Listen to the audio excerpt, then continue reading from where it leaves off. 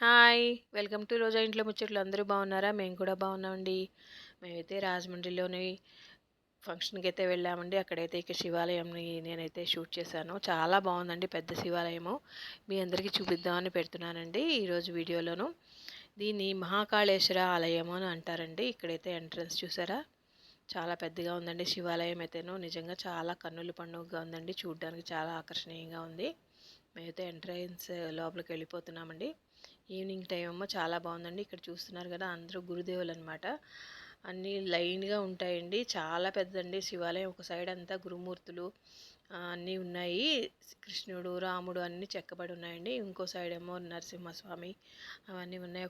ఒక వైపు ఏమో దేవతలందరూ ఉన్నారండి. అమ్మవార్లన్నీ ఒక వైపు ఉన్నాయి.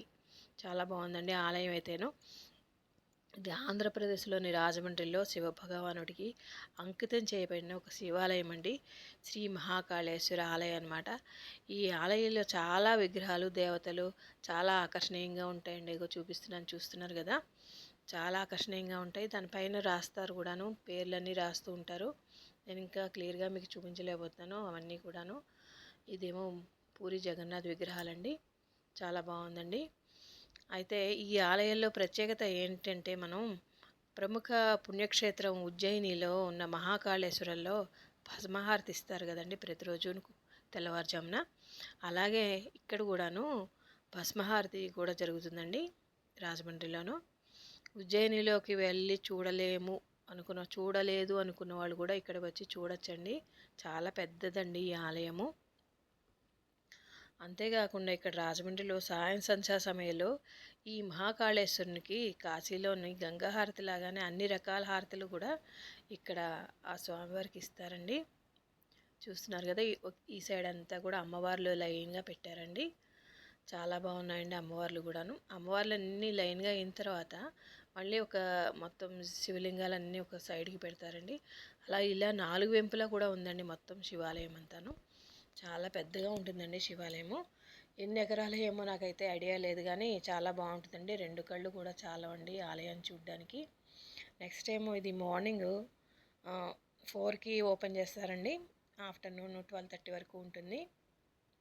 మళ్ళీ ఈవినింగ్ ఏమో 4కి ఓపెన్ చేస్తారు. 8:30 వరకు ఉంటుందండి ఈ ఆలయం అయితేను. చాలామంది వస్తూ ఉంటారండి ఈ ఆలయానికి. చాలా ప్రశాంతంగా కూడా ఉంటుందండి ఆలయము చూడ్డానికి మనకు. అంతేకాకుండా ఎంతసేపు కూర్చున్నా సరే ఎక్కడి నుంచి రావాలని అనిపించదండి. చాలా బాగుంటుంది ఆలయం అయితేను. ఇక్కడ రాజమండ్రిలో కూడా ఉజ్జయినిలో మహాకాళేశ్వరుని పూజాది కార్యక్రమాలు కూడా మహాకాళేశ్వరునికి ఉజ్జయినిలో ఎలా చేస్తారో ఇక్కడ రాజమండ్రిలో కూడా ఈ మహాకాళేశ్వరునికి అలాగే చేస్తారండి. అదిగో చూడండి, అక్కడ దీపాలు అవి పెడుతుంటారనమాట.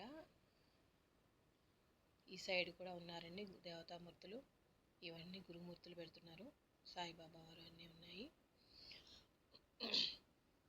భస్మహారతిలో పాల్గొనాలి అంటే కనుక అది పురుషులు మాత్రమే పాల్గొనాలండి.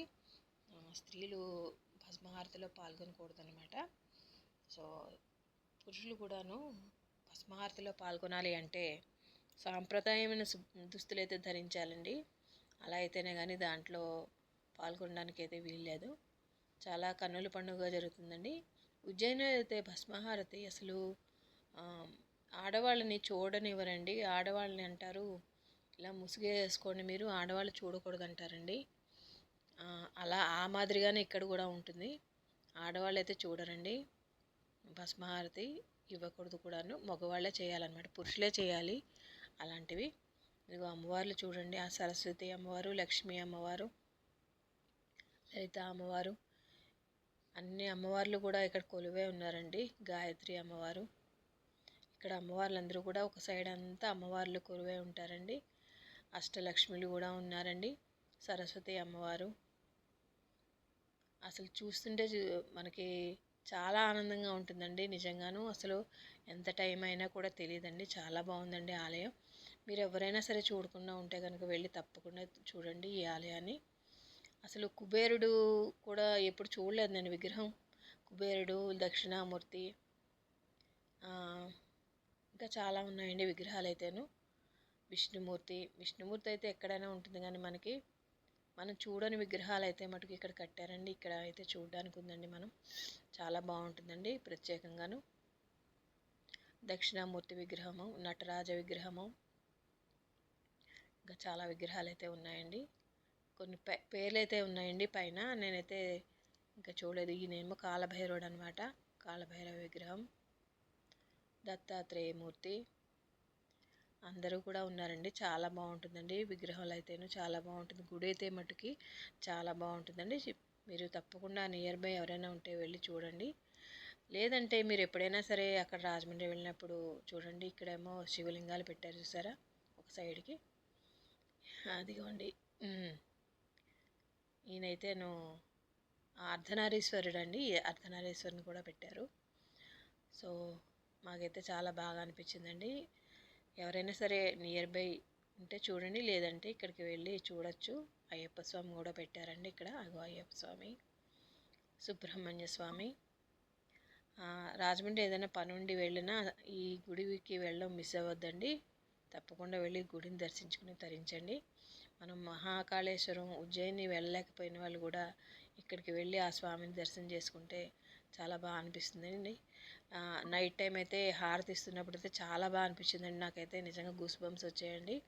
చూడండి అయ్యవారిని చూసి తరించండి అందరూ కూడా. ఓం నమ శివాయ, ఓం నమ శివాయ, ఓం నమ శివాయ, ఓం మహాకాళేశ్వరాయ నమః. థ్యాంక్ యూ అండి. Bye bye.